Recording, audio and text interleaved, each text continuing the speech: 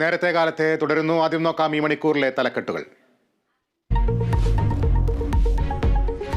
ലോക്സഭയിലേക്കുള്ള 4ാം ഘട്ട വോട്ടെടുപ്പ് തുടങ്ങി. 96 മണ്ഡലങ്ങൾ ബൂത്തിൽ. ആന്ധ്ര, ഒഡീഷ നിയമസഭാ മണ്ഡലങ്ങളും വിധി എഴുതുന്നു.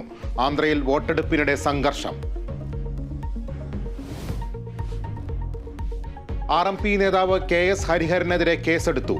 വടകര പോലീസ് കേസെടുത്തത് സ്ത്രീത്വത്തെ അപമാനിച്ചതിന്.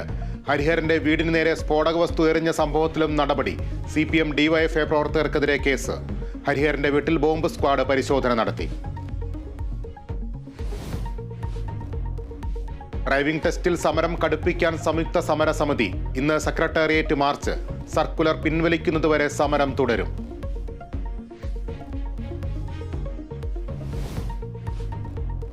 പാനൂർ വിഷ്ണുപ്രിയ കൊലക്കേസ് ശിക്ഷാവിധി ഇന്ന്. വിധി പറയുക തലശ്ശേരി അഡീഷണൽ ജില്ലാ സെഷൻസ് കോടതി. പ്രതി ശ്യാംജിത്തിന് പരമാവധി ശിക്ഷ നൽകണമെന്ന് പ്രോസിക്യൂഷൻ. പ്രായം കണക്കിലെടുത്ത് ഇളവ് നൽകണമെന്ന് പ്രതിഭാഗം.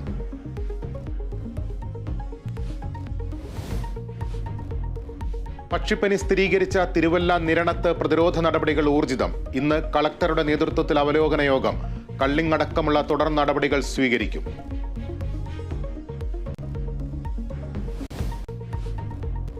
IPL ബംഗളൂരുവിന് തുടർച്ചയായ 5ാം ജയം. ഡൽഹിയെ തോൽപ്പിച്ചത് 47 റൺസിന്. ഇന്ന് കൊൽക്കത്ത ഗുജറാത്ത് പോരാട്ടം.